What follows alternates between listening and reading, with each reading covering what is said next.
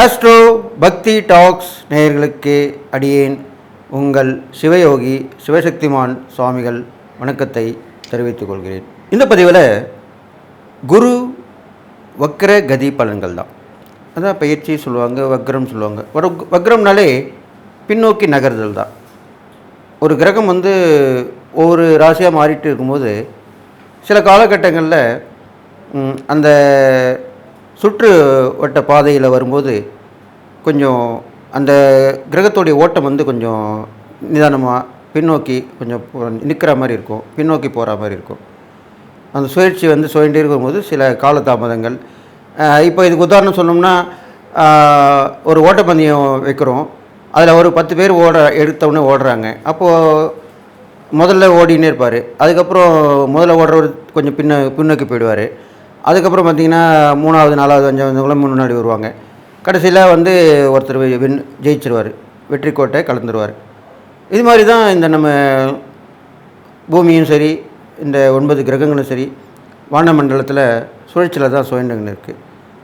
நாம் உட்பட பூமியும் சுழண்டு தான் இருக்குது.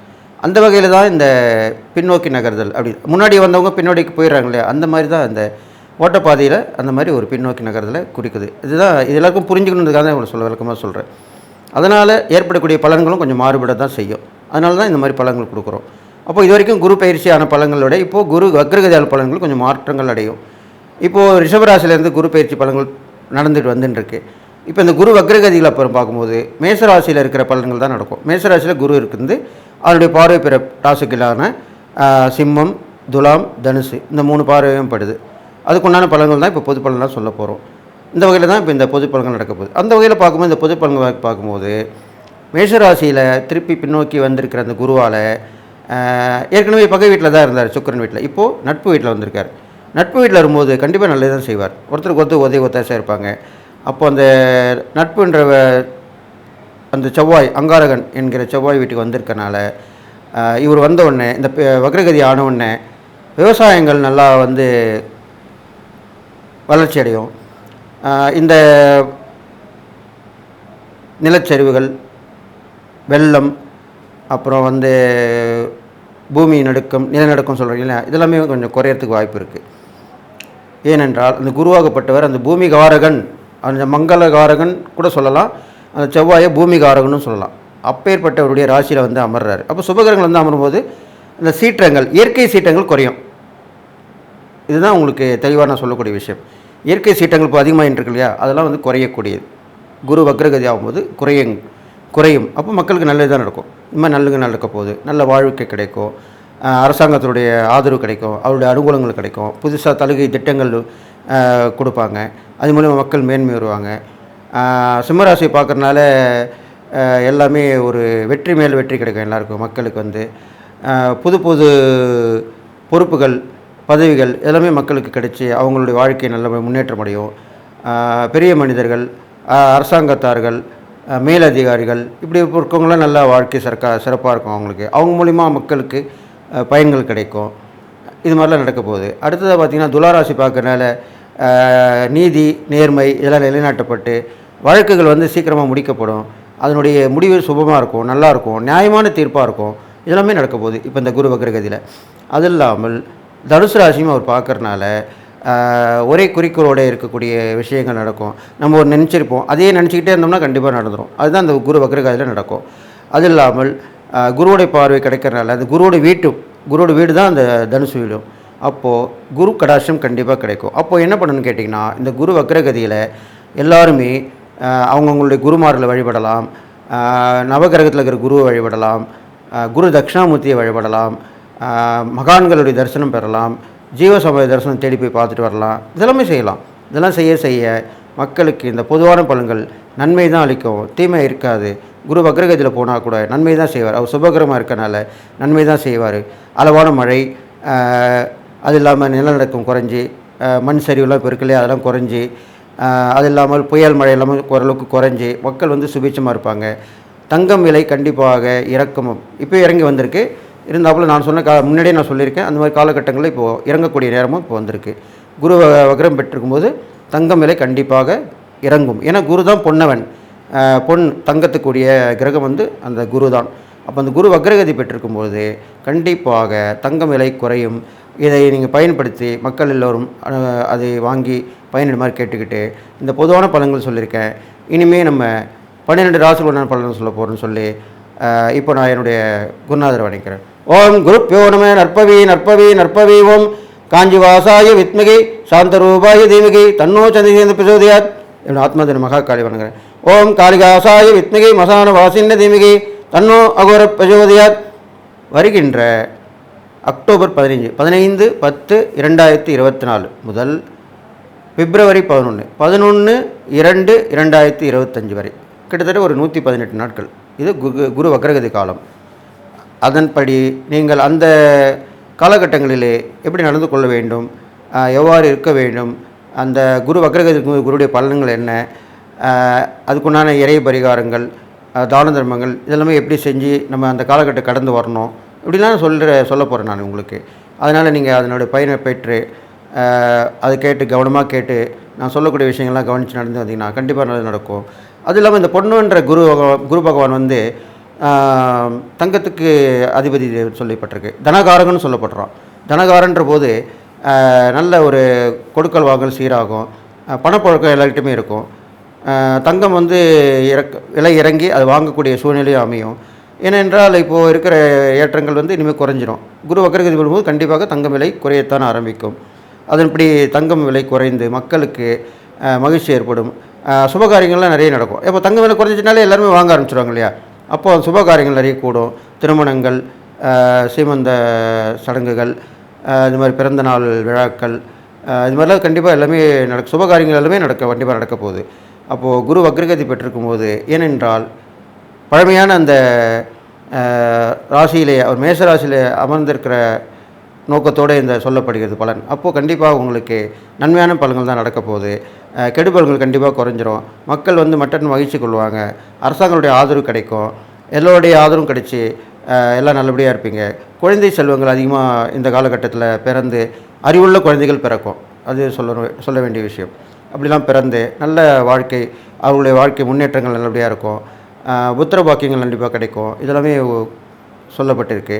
இது இல்லாமல் பொதுவான பலன்கள் இந்த வரிசையிலே பார்க்கும்போது இந்த குருவுடைய வக்ரகதி பலன்கள் கண்டிப்பாக எல்லோருக்கும் நல்லது தான் செய்ய போகுது. எல்லாருக்கும் எல்லாமே கிடைக்கக்கூடிய அமைப்பாக இந்த குரு வக்ரகதி பலன் கிடைக்க போகுதுன்னு சொல்லி நீங்கள் எல்லா நாளும் போய்ட்டு வாழணும்னு சொல்லி வாழ்த்து இப்போ 12 ராசிக்குண்டான பலன்களை பார்க்கலாம். அன்பு நேயர்களே, இந்த பதிவில் இப்போது 12 ராசிகளுக்குண்டான குரு வக்ரகதி பலன்கள் தான் சொல்லிட்டு வரேன். அந்த வகையில் பார்க்கும்போது ரிஷபராசிக்காரங்க சொல்லணும். ரிஷபராசிக்காரங்க பார்க்கும்போது, ஐயோ நம்ம ராசியில் தானே குரு இருந்து ஜென்ம குரு இருந்து கஷ்டப்பட்டுன்னு இருந்தோம், இப்போது அந்த வக்ரகதியிலாவது அவர் நல்லது செய்ய மாட்டாரா அப்படின்னு நினச்சிங்கன்னா கண்டிப்பாக நல்லது தான் செய்ய போகிறாரு. உங்களுக்கு சந்தோஷமாக இருங்க, புரியுதுங்களா? அதனால தான் சொல்கிறேன், ரிஷபராசிக்காரனுக்கு ரொம்ப சந்தோஷமாக இருக்க போகிறீங்க. ஏனென்றால் உங்களுக்கு அவர் குரு வக்ரம் பெறார். எப்பவுமே ஒரு குரு நல்ல இடத்துல இல்லாத ஒரு ராசிக்காரங்களுக்கு அவர் வக்ரம் பெறும்போது கண்டிப்பாக நற்பலன் தான் கிடைக்கும். இதில் என்ன சந்தேகம் இருக்க போகுது? அந்த வகையில் பார்க்கும்பொழுது குருவுடைய பார்வை உங்கள் ராசிக்கு 4, 6, 8 இந்த 3 இடத்தையும் பார்க்குறாரு. அப்போது குரு இருக்கிற இடம் வந்து 12ஆம் இடத்துல இருக்கிறார். பின்னோக்கி நகர்னு சொல்லுவோம் இல்லையா? அதனால் 12ஆம் இடத்துல இருக்கார். அப்போ பார்க்கும்போது குரு 12ஆம் இடத்துல இருக்கும்போது உங்களுக்கு கண்டிப்பாக இந்த காலகட்டங்களில் நல்ல ஒரு இடமாற்றம் கிடைக்கும். அது உத்தியோகத்தில் ட்ரான்ஸ்ஃபர் ஆக்கலாம். அது மூலிமா இன்க்ரிமெண்ட் போட்டு உங்களுக்கு மாற்றுவாங்க. அது நீங்கள் விரும்பி ஏற்றுக்கலாம், கண்டிப்பாக ஏற்றுக்கணும்.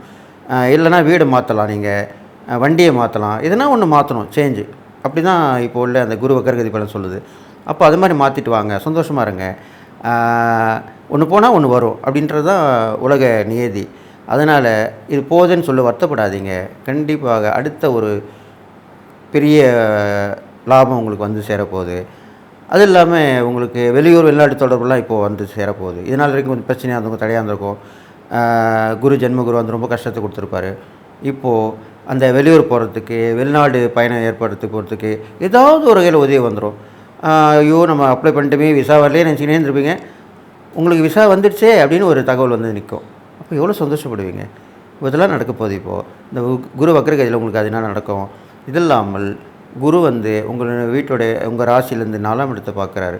அந்த 4ஆம் இடத்தை பார்க்கும்போது உங்கள் ராசிக்கு வீடு கட்டுற விஷயங்கள், நான் சொன்னேன் இல்லையா, வீடு மாறுறது, வாடகை வீடு இருந்தால் சொந்த வீட்டுக்கு போக போகிறீங்க, இல்லைனாக்கா இப்போல்லாம் பார்த்திங்கன்னா வாடகை சொந்த வீடுன்ற மட்டும் இல்லை, வாடகை கொடுக்காமே லீஸுன்ற சொல்ல வீடு கூட அமையுது. ஒரு அமௌண்ட் கொடுத்துட்டு அந்த வீட்டில் நம்ம வருஷக்கணக்கில் இருந்துக்கலாம், ஒரு அக்ரிமெண்ட் போட்டு அந்த மாதிரி கூட அமையும். அது ஒரு சந்தோஷமான விஷயம் தானே. வாடகை இல்லாமல் இருக்கும் இல்லையா, அது மாதிரி கூட உங்களுக்கு அமைய போகுது. வாகனங்கள் பழசை கொடுத்துட்டு புதுசு மாற்றிப்பீங்க, இடம் வாங்கி போடுவீங்க. நீங்கள் உங்களால் வாங்கி போட முடியலாம் கூட குரூப்பில் உங்கள் அக்கம் பக்கத்து உள்ள அசோசியேஷன் மூலிமா, அக்கம் பக்கத்து விட்டு மூலிமா அவங்களாம் வாங்கும்போது நீங்களும் உங்களை சேர்ந்தால உங்களுக்கு கேட்பாங்க. அப்போ மறுக்காமல் சரின்னு சொல்லிவிடுங்க.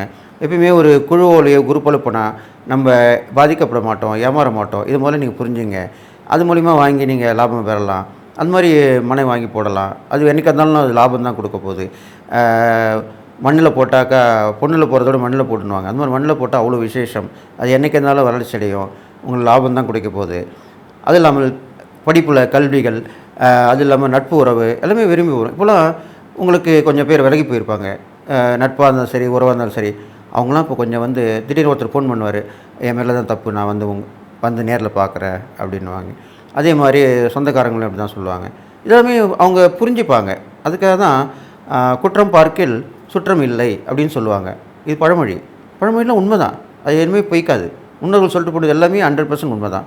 நம்ம தான் மறந்துட்டோம் அதை. அதனால் இப்போது உள்ள நேரங்கள் உங்களுக்கு நட்பாக பழகினவங்களும் சொந்தக்காரங்களும் திருப்பி வந்து சேருவாங்க, பிரிஞ்சு போனவங்க. அதனால் கண்டிப்பாக லாபம் தான் உங்களுக்கு கிடைக்க போகுது. அது இல்லாமல் உங்களுடைய 6ஆம் இடத்தையும் குரு அந்த வக்கரகதியிலிருந்து பார்க்கும் பொழுது கடன் பிரச்சனையில் கண்டிப்பாக குறையறதுக்கு வாய்ப்பு இருக்குது.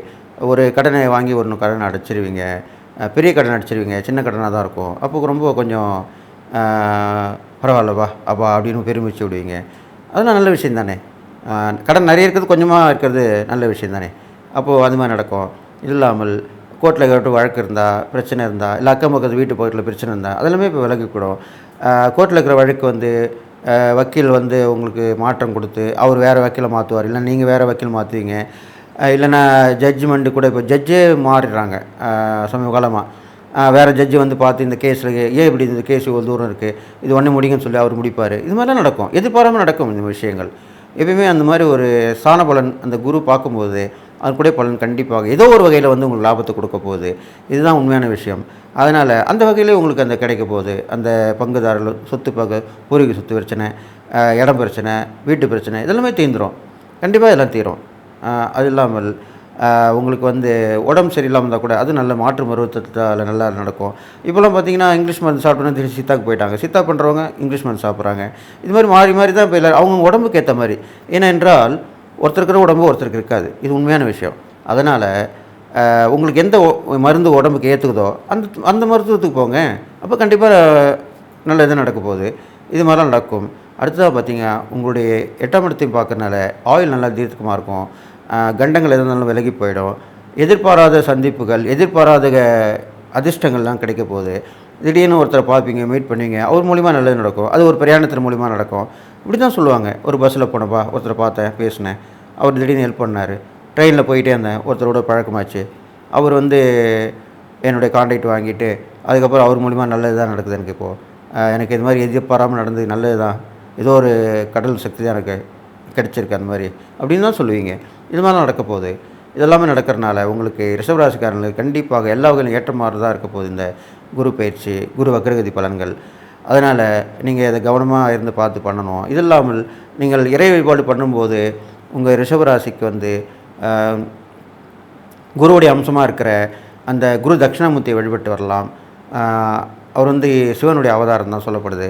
அவரை வியாழக்கிழமையில் காலையில் அவரை வழிபட்டு வரலாம். மாலையில் வந்து குருவை நவகிரகத்தில் இருக்க குரு வழிபட்டு வரலாம். மூக்கடல் மாலை, முல்லை, சாமந்தி இதெல்லாம் வந்து சாத்தி வழிபட்டு வரலாம். குருக்கு வந்தது.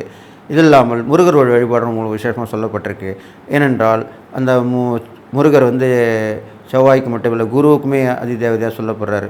செவ்வாய்க்கும் குருவுக்குமே முருகர் தான் அதிதேவதையாக சொல்லப்படுறாரு. அதனால் அந்த முருகர் வழிபாடு பண்ணிட்டு வரலாம். நீங்கள் ரிஷபராசியாக இருப்பதனால் அந்த முருகரோடு சேர்ந்த வள்ளி தெய்வானை வழிபட்டால் ரொம்ப விசேஷமாக சொல்லப்படுது. ஏனென்றால் அந்த வள்ளி வந்து சுக்கிரனுடைய அம்சமாக சொல்லப்பட்டிருக்கு. உங்கள் ராசிக்கு சுக்கிரன் தான் அதிதேவதை. அதனால் எப்போவுமே நீங்கள் வந்து வள்ளி தெய்வானோட இருக்கிற முருகர் தான் வழிபட்டு வரணும். அது மாதிரி வழிபட்டு வந்தீங்கன்னா ரொம்ப விசேஷமாக சொல்லப்படும். அது இல்லாமல் ஸ்ரீதேவி பூதேவி சமேத சீனிவாச பெருமாளை வழிபட்டு வரலாம். இது மாதிரி அம்மனுடைய சமேதமாக ஜோடியாக இருக்கிற முருகரையும் ஜோடியாக இருக்கிற பெருமாளையும் வழிபட்டு வந்தீங்கன்னா உங்களுக்கு எல்லா வகையிலும் ஏற்றம் நடக்க போகுது. இது இல்லாமல் தான தர்மங்கள் வச்சு பார்க்கும்போது உங்களுக்கு இறைவனோடு சொன்ன மாதிரி தான தர்மம் மூலம் பெண்கள் வகையில் முன்னேற்றமான உங்கள் லாபம் கிடைக்கும். அந்த பெண்களுக்கு உதவி பண்ணுங்கள். ஏழ்மையான பெண்கள், விதவைகள், அது இல்லாமல் கணவனால் கைவிடப்பட்டவர்கள் இவங்களாம் இருப்பாங்க. நிறைய பேர் கணவனை கைவிட்டு அடுத்த வாழ்க்கை வேணான்டுவாங்க, நான் இப்படி இருந்துட்டு போயிடறேன்னுவாங்க. அப்போ அந்த மாதிரிலாம் உங்கள் கண்ணில் பார்த்தாலோ காதில் கேட்டாலோ அவங்களுக்கு போய் உதவி பண்ணிட்டு வாங்க. அதெல்லாம் வந்து ஏங்கின்னு இருப்பாங்க, அவங்க யாரும் நம்மளுக்கு உதவி பண்ண மாட்டாங்களா அப்படி. அப்போ நீங்கள் செய்யும் போது அந்த உதவி உங்களுக்கு பேருதவியாக இருக்கும். அவங்களுக்கு பேருதவியாக இருக்கும், உங்களுக்கு பெரும் புண்ணியமாக இருக்கும். இதனால் நல்லது நடக்கும். திருநங்கைகளை உதவி பண்ணிட்டு வாங்க. இது மாதிரிலாம் பண்ணிட்டு வந்தால் உங்கள் ரிஷபராசிக்காரங்க நான் சொன்ன அந்த இறை பரிகாரங்கள், தான தர்மங்கள் இதெல்லாம் பண்ணிட்டு வந்தீங்கன்னா அமோகமான நற்பலன் தான் கண்டிப்பாக வரும். கெடுப்பலன் குறைஞ்சிரும். இந்த குரு வக்ரகதி பலன் கண்டிப்பாக உங்களுக்கு நல்லது தான் செய்ய போகுது. அதை நீங்கள் பயன்படுத்தி எல்லா நலமும் பெற்று வாழணும்னு சொல்லி வாழ்த்தி விடைபெறுகிறேன். நன்றி, வணக்கம்.